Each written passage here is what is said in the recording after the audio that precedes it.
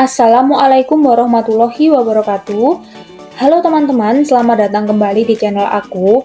Di video kali ini, aku akan membahas soal tes substantif konten bidang studi PGSD PPG Prajabatan tahun 2024. Ini adalah soal yang sudah aku susun berdasarkan pengalaman teman-teman yang baru saja tes substantif kemarin ya. Semoga videonya bermanfaat.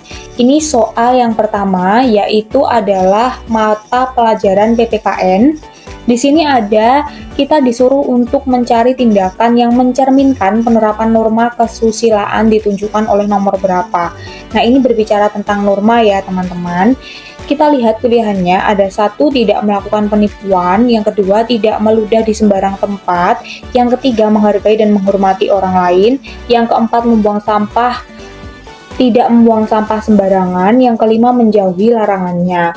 Nah, sudah jelas di sini untuk nomor 2 yaitu norma kesopanan, nomor 4 norma hukum, dan nomor 5 norma agama. Jadi jawaban yang benar adalah nomor 1 dan 3 ya teman-teman, yaitu B. Ini ada pembahasannya, di sini sudah dijelaskan bahwa pilihan 2, 4, dan 5 merupakan norma kesopanan, hukum, dan juga agama. Jadi jawaban yang benar adalah B. Untuk soal selanjutnya, masih di PPKN, yaitu kita akan membahas soal tentang hak asasi manusia atau HAM. Nah, di sini kita disuruh untuk mencari peran pemerintah dan masyarakat dalam upaya pengakuan, penghormatan, dan penegakan HAM. Di sini soalnya yaitu kita baca dulu, pada dasarnya upaya pemajuan, penghormatan, dan penegakan hak asasi manusia sering mengalami kendala-kendala dalam pelaksanaannya.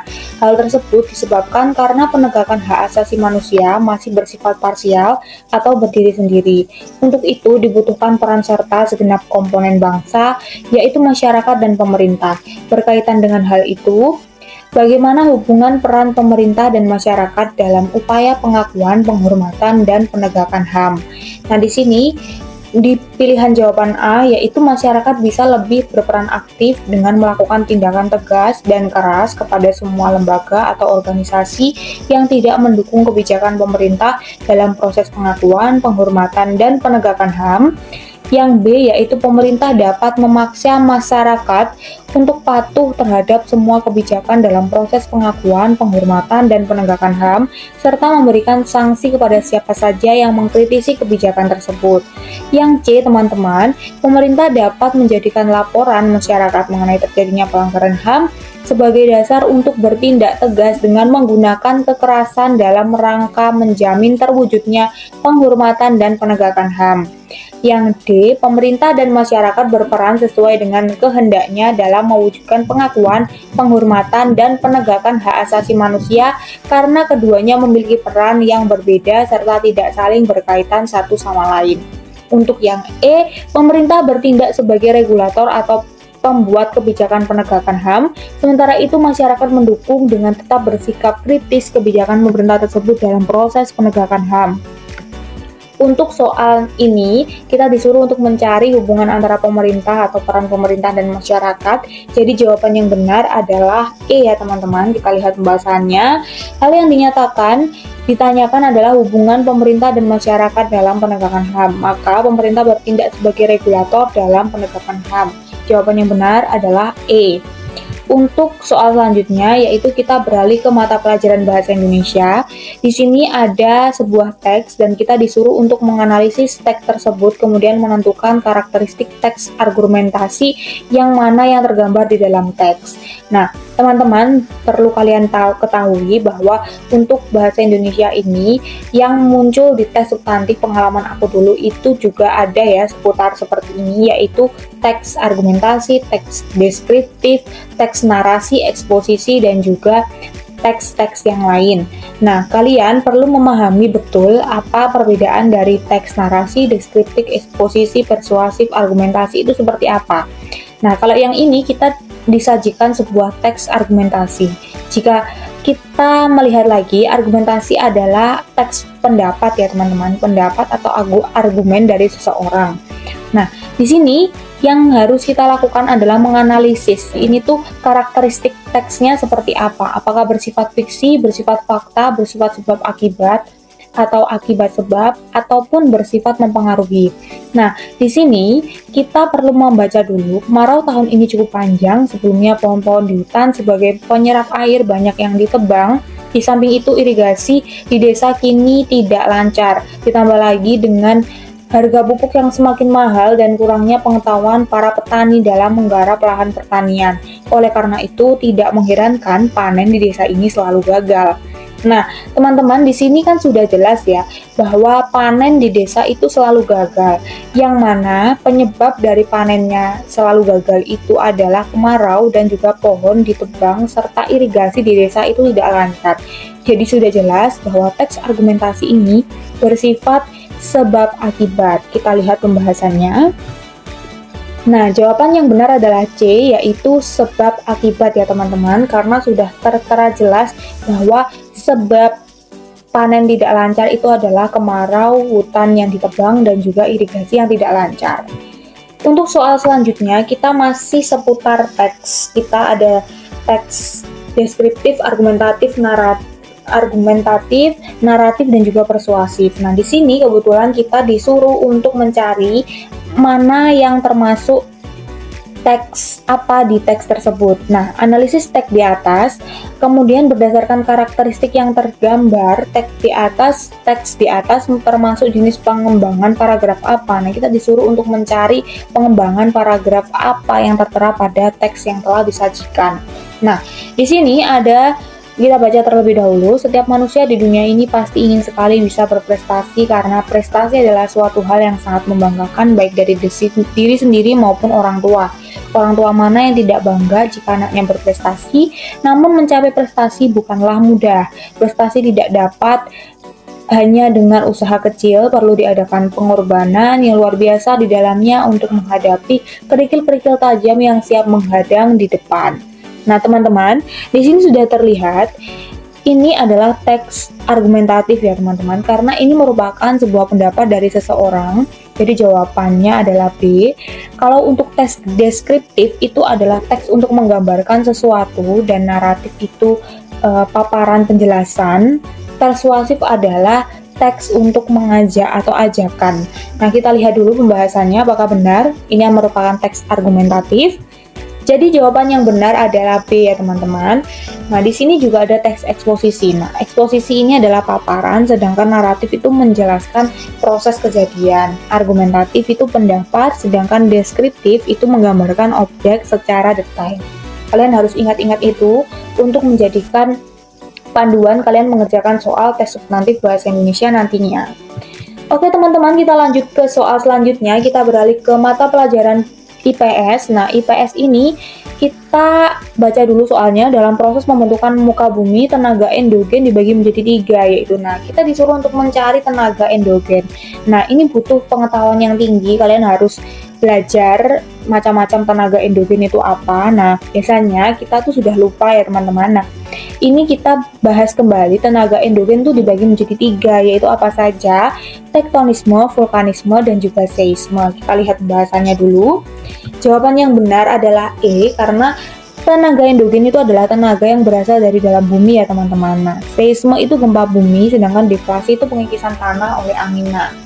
Nah, teman-teman, kita lanjut ke soal selanjutnya. Ini masih IPS. Nah, di sini juga seputar alam atau seputar tentang gunung meletus. Nah, kita disuruh untuk mencari tenaga endogen merupakan tenaga yang berasal dari dalam bumi. Salah satu bencana alam yang disebabkan oleh tenaga endogen adalah gunung meletus. Peristiwa gunung meletus seringkali ditemui di Indonesia. Gerakan magma yang merupakan penyebab terjadinya gunung meletus disebut apa, teman-teman? Nah, di sini kita disuruh mencari gerakan magma. Nah, ini jawaban yang benar adalah vulkanisme atau C. Kita lihat pembahasannya. Di sini seisme merupakan gempa bumi, sedangkan tektonisme merupakan pergeseran lempeng bumi. Vulkanisme adanya gerakan magma yang menyebabkan terjadinya gunung meletus. Nah, tadi di soal disebutkan sedimentasi merupakan pengendapan, sedangkan erosi merupakan pengikisan tanah. Jadi jawaban yang benar adalah vulkanisme. Untuk soal selanjutnya kita beralih ke mata pelajaran IPA. Jadi teman-teman, di soal IPA ini kita disuruh untuk mencari teori mana yang sesuai dengan pernyataan. Nah, di sini ada alam semesta terjadi akibat ledakan dari sebuah gumpalan zat yang hebat, kemudian pecah-pecah, sehingga berkeping-keping dan terbentuk alam semesta dan benda-benda angkasa lainnya. Pernyataan ini merupakan apa? Ini merupakan teori dari Big Bang ya teman-teman, karena teori Big Bang sendiri adalah ledakan dahsyat atau dentuman besar, sebuah peristiwa yang menyebabkan pembentukan alam semesta berdasarkan kajian kosmologi mengenai bentuk awal dan perkembangan alam semesta. Jadi jawaban yang benar adalah C. Kita lanjut ke soal selanjutnya, masih seputar IPA. Di sini kita disuruh untuk mencari karakteristik planet bumi. Nah, karakteristik planet bumi ini yang pertama pilihannya ada bidang edarnya terletak antara Jupiter dan Venus, terkenal akan cincinnya. Jelas salah ya teman-teman, jadi kita tidak usah memilih pilihan nomor 2. A dan C salah.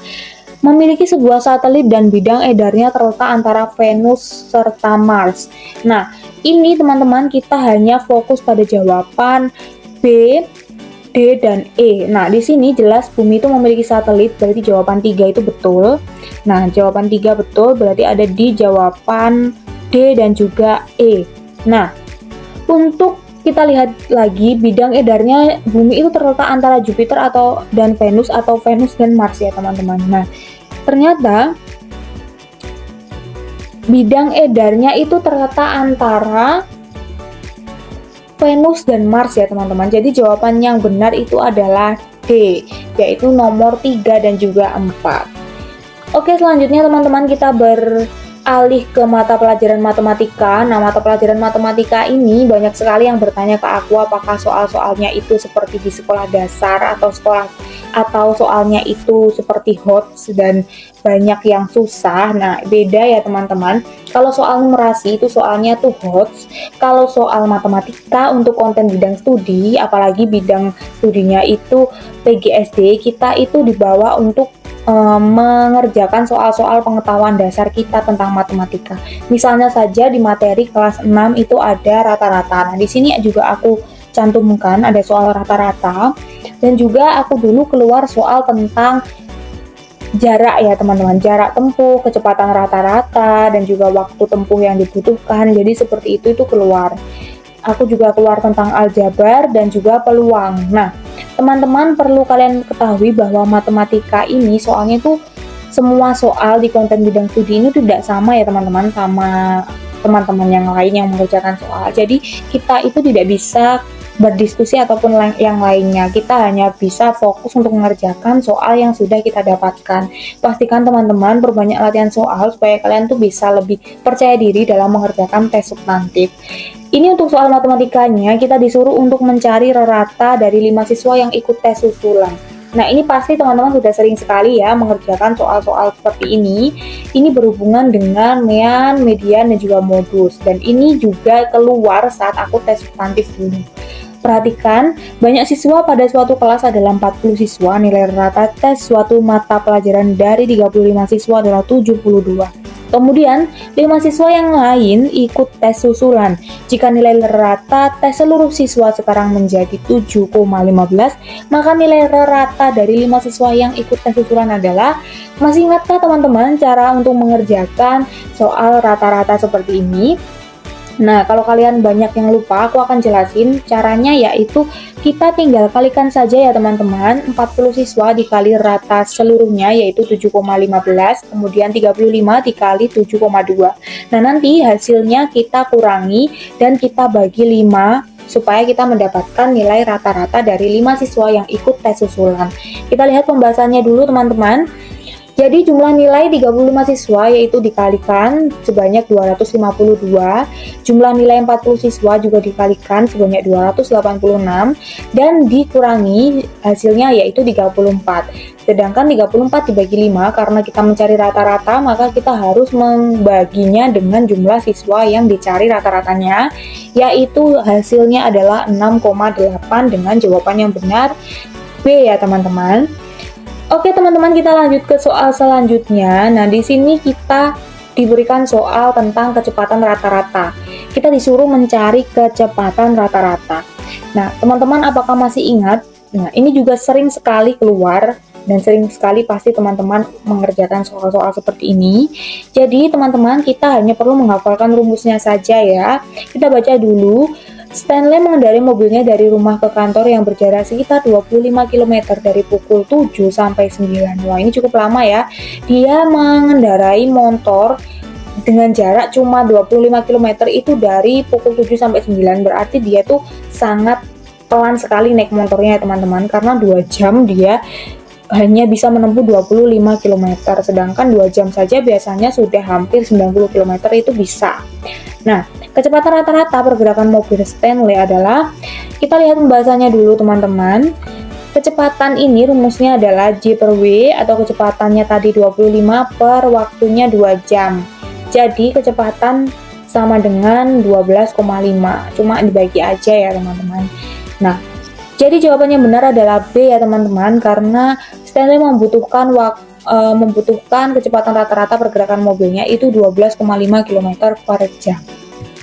Oke teman-teman, itu saja penjelasan dari aku tentang soal tes substantif konten bidang studi PGSD yang terbaru, dan semoga kalian suka video dari aku, semoga bermanfaat. Sampai ketemu di video aku selanjutnya. Jangan lupa buat like, komen, dan juga subscribe. Semangat untuk kalian yang menjalani tes substantif, semoga kalian diberikan kelancaran dan juga lolos dengan hasil yang terbaik. Terima kasih. Wassalamualaikum warahmatullahi wabarakatuh.